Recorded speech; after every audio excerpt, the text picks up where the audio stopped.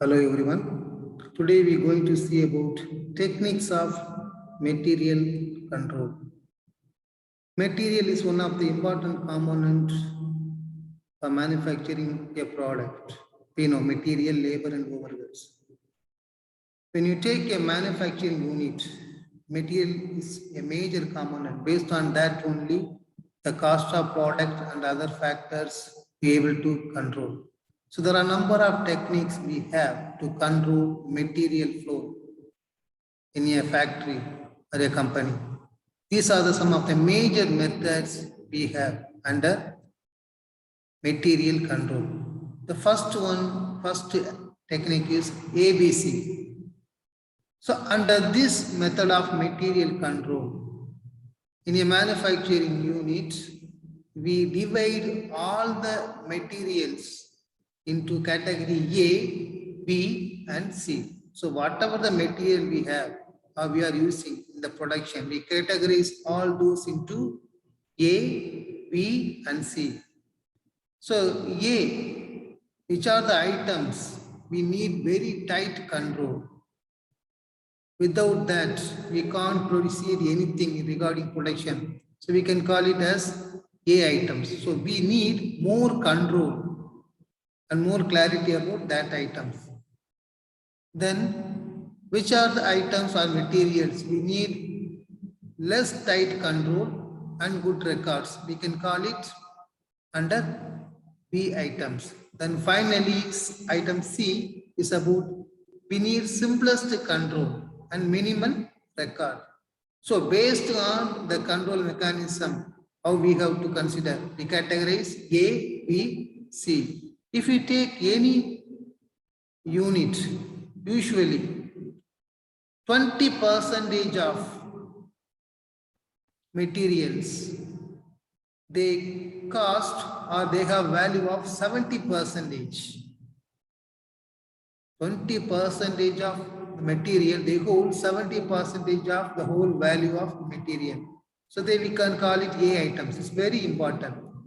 Then item B, usually 30% of materials, but it accounts for maybe 25% of value. Then finally, C items. It marginally important. 50% of items maybe, but it only holds 5% of in terms of value aspect.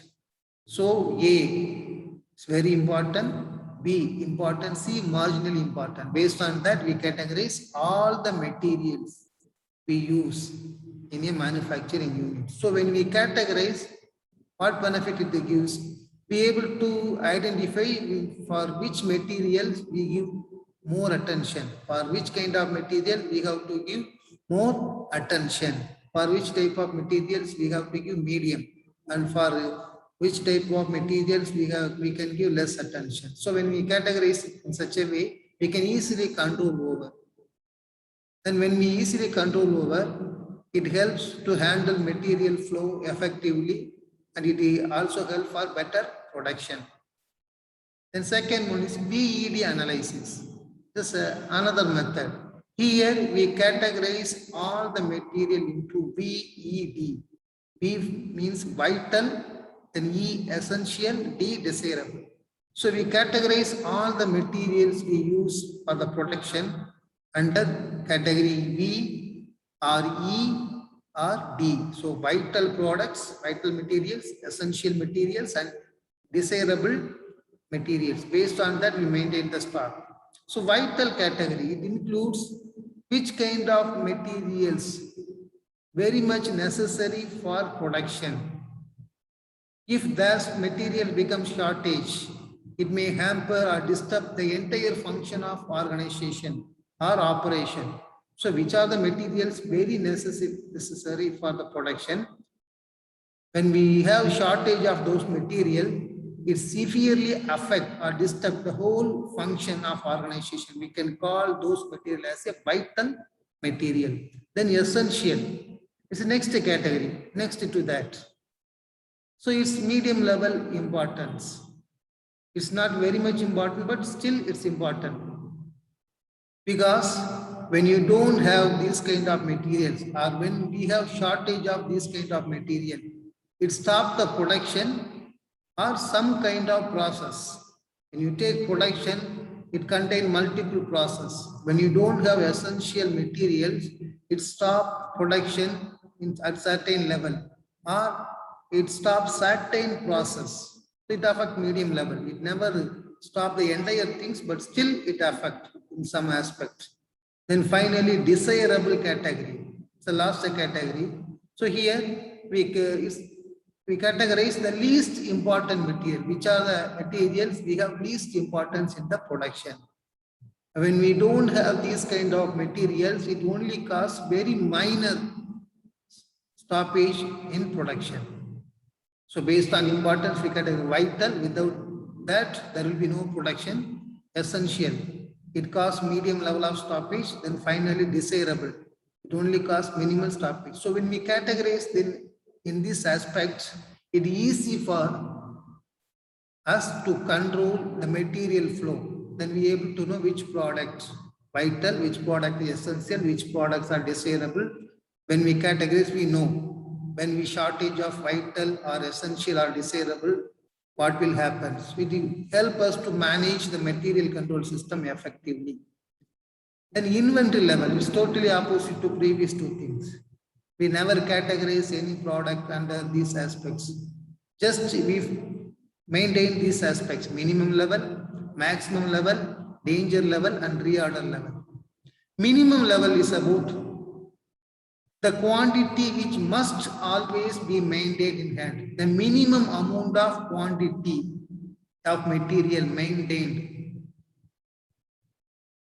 it should be maintained properly.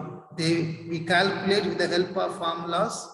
Here it shows what amount of minimum quantity of material is supposed. For example, 100 units is the minimum quantity, or 1000 kilograms. So like that, there will be some measurement limits. So we make sure that amount of quantity is supposed to be maintained. So we can call it minimum level. Because if the stock goes less than minimum level, it may cause to stoppage of production. So we will always maintain that level. How much quantity is supposed to maintain at minimum. Then second one is maximum level. In some cases, we buy more raw materials from the supplier. So what is the maximum limit? Because if you buy all the product and dump in the stock, it's not also good. So here, what is the maximum amount of material we can maintain as a stock? That also fixed. You should not maintain any kind of raw material or material more than that limit. For example, maximum of 5 tons or maximum of this much. So they will set some limit. You can't maintain, you should not maintain any raw material more than that limit. It avoid overstocking, because if you maintain goods more than the required limit, it also not good. It causes wastage and it causes losing money and many things. So this maximum level limit helps you to avoid overstocking. And next, third one is danger level. Danger level means it's very low. When the stock level, it goes below certain limit, we can call it danger level. That means you need to take immediate action. For example, minimum level of stock we have to maintain in a company for the particular production is 2 tons. Okay. Danger level means less than that. For example, 100 kilograms. When danger level reach, that means we have to take immediate action to buy the particular material. Otherwise, it leads other consequences. So very lower level. When it reach that level, immediate action should be necessary regarding maintaining material. Finally, reorder level. Reorder level means whenever we make new order for material from the supplier, how much we can order. Okay, for example, based on minimum level or when we reach danger level, we have to place order, reorder. So when you make reorder, how we fix? Usually we fix based on minimum and maximum level. So we fix the reorder level based on minimum and maximum level. Next, EOQ, economic ordering quantity. When you place an order for certain raw material or material, how much you can order? Whether we can order 1 ton or 2 tons or 3 tons. So how much that we can decide with the help of formula. So this model developed by Ford Harris 1930. After that, there are a number of things remained regarding EOQ. So economic ordering quantity, it helps us to identify optimum number of or optimal number of product units to order. So how much? We can't simply order anything we want. When we place an order, it's associated with number of factors. We have to bear delivery charge, storage, buying cost. So when you place an order, you have to spend money for buying cost, delivery cost, storage cost. So you have to think about all these aspects. So how much you can order to reduce these buying costs or delivery cost or storing cost.